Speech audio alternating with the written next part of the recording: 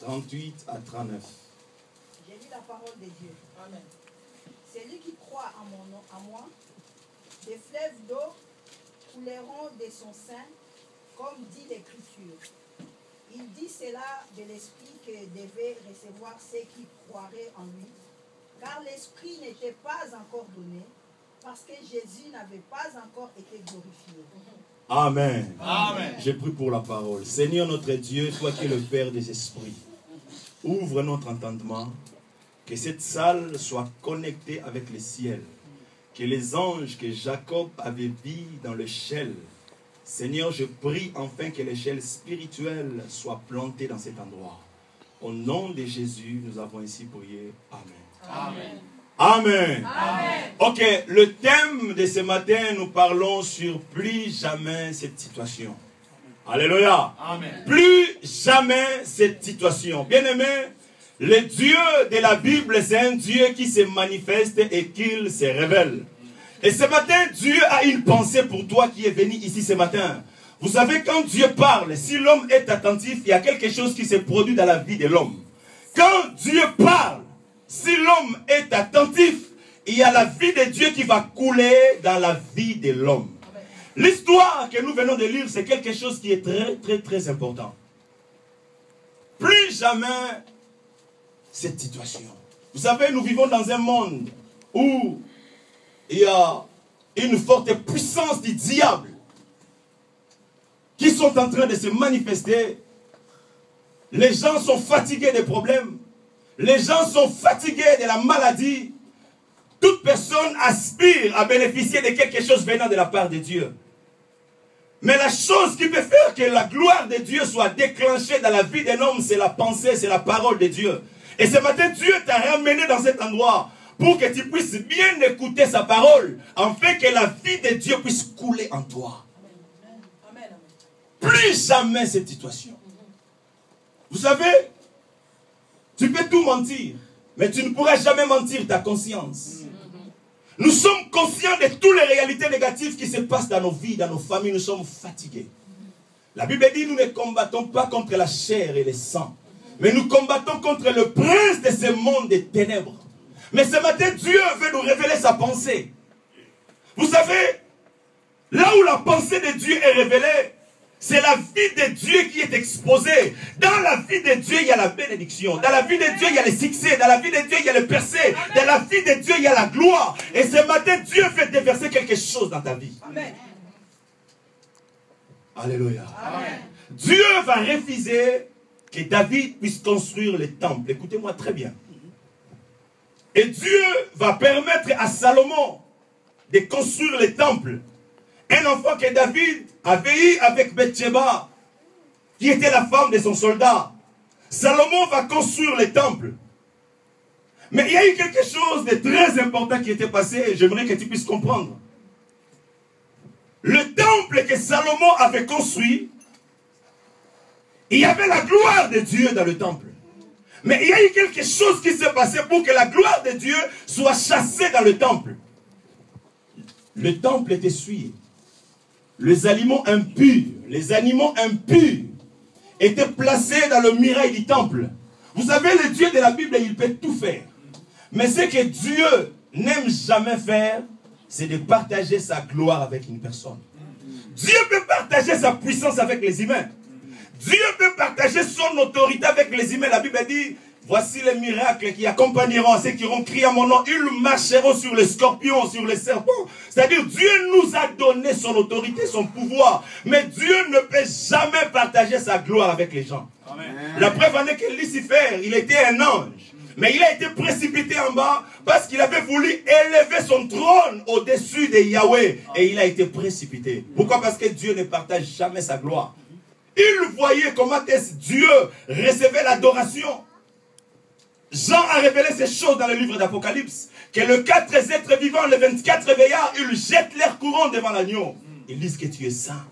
Tu mérites la gloire. Et c'est Lucifer voulait prendre la place de Dieu. Dieu va prendre une décision de chasser Lucifer au ciel et il va descendre sur la terre. Ils vont prendre les animaux, ils vont placer cela dans le temple. Et il y a eu quelque chose qui s'est passé. la gloire de Dieu s'est retirée du temple. Les animaux que le brebis apportaient aux sacrificateurs. La Bible dit les sacrificateurs épargnaient cela. Si tu vas lire dans le livre des Agées, tu vas comprendre ces choses. Dieu va parler au peuple. Est-ce que si vous amenez les animaux impurs, aveugles, boités au gouverneur, va-t-il vous recevoir? Si vous avez de la considération aux hommes de ce monde, pourquoi pas l'Éternel, notre Dieu? Dieu va prendre sa gloire du temple. Et Israël avait perdu la force, parce que ce qui faisait la force de Dieu, la force des enfants d'Israël, c'était la gloire de Yahweh. C'est pour cela que tu vas remarquer dans la Bible, quand Samson va livrer son secret à Dalila, Samson va perdre la force. Samson va perdre toute l'autorité qu'il avait.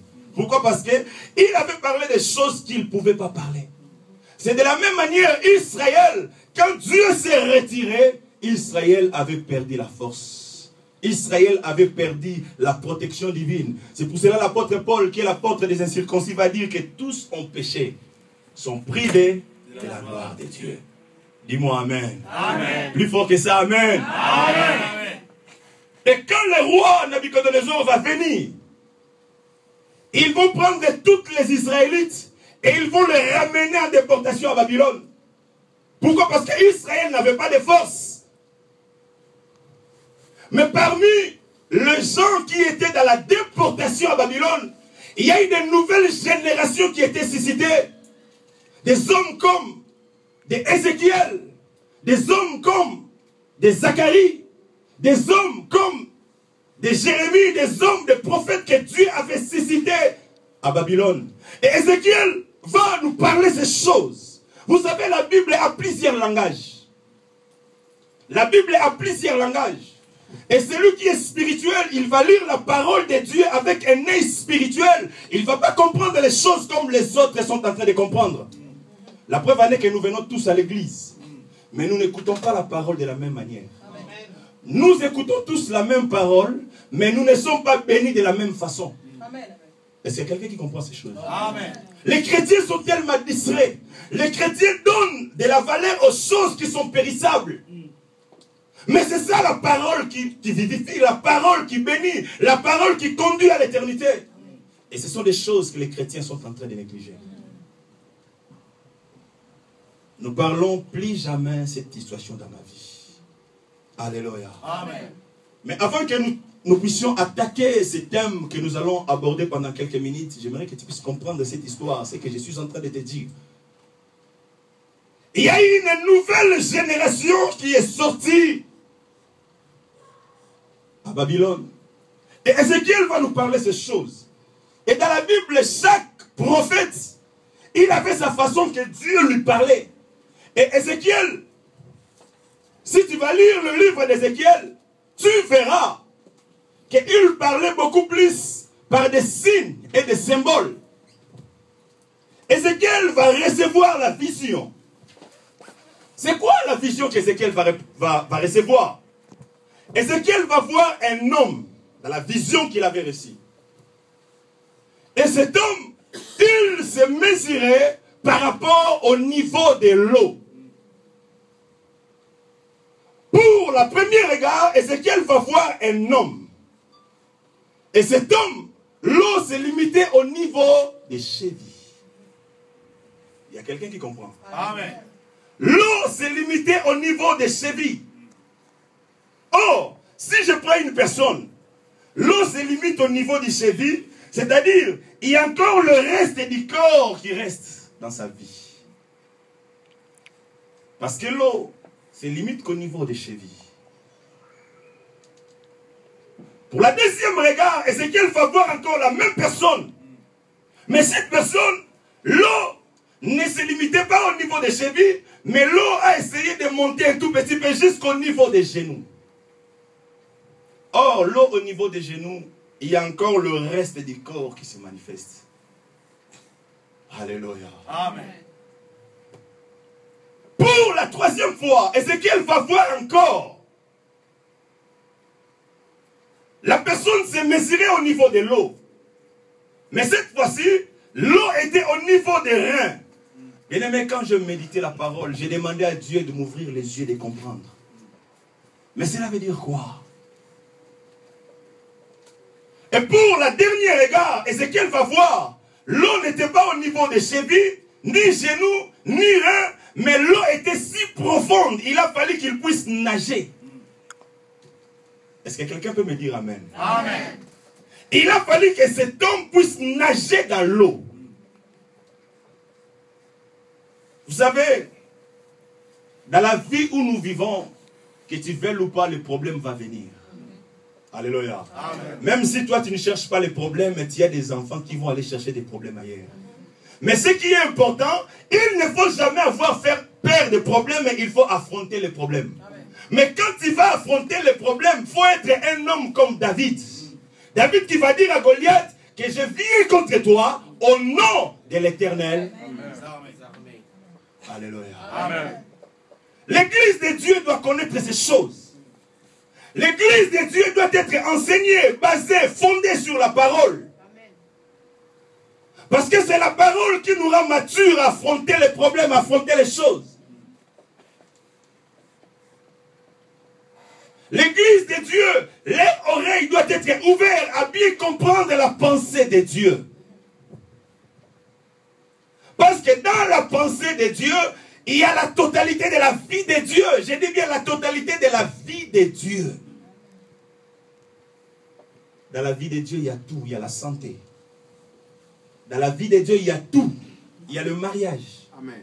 Dans la vie de Dieu, il y a tout. Il y a la prospérité. Amen. Vous savez que l'homme a été créé dans la position de force. Au commencement, quand Dieu va tout créer, Dieu va affirmer sa parole. Dieu a vu tout ce qu'il a créé, cela était bon. Est-ce que tu peux me dire amen? Amen. Au commencement, quand Dieu a tout créé, il a vu que tout ce qu'il a créé, cela est bon. Oh, parle avec moi, s'il te plaît. Amen. Alléluia. Amen. Tout ce que Dieu a créé, cela est bon. Donc, l'homme était dans la position de force. Je dis bien toi, tu étais dans la position de force, dans la position de vainqueur, dans la position des hommes élevés. La preuve en est que l'homme ne connaissait pas la limitation de ses jours sur la terre. L'homme ne connaissait pas la mort. Le diable étant malin, il était au ciel. Il savait ce que Dieu pense pour son peuple. Il est venu pour faire citer l'homme, pour que l'homme soit séparé de Dieu. Et quand l'homme va être séparé de Dieu, automatiquement l'homme va perdre la place qu'il avait auparavant. Voilà pourquoi il a fallu que Christ puisse descendre. Alléluia. Amen. Mais quand Christ était descendu, Christ avait la connaissance de sa mission sur la terre. Je répète ce que j'ai dit. Jésus, il avait la connaissance de sa mission, la connaissance de son travail. Il savait qu'il devait confronter le diable. Jésus savait qu'il devait confronter tous les sorciers de ta famille. Jésus savait qu'il devait confronter toute personne qui parlera le mal de toi. Amen. Il avait la connaissance de ça. Voilà pourquoi, quand il prie à Gethsémani, il a dit, Père, si c'est possible, éloigne de moi cette coupe. Mais dans toutes ces choses, que ta volonté soit faite. Que ta volonté soit faite. C'est-à-dire la volonté de Dieu que toi tu sois puissant. Est-ce que je parle?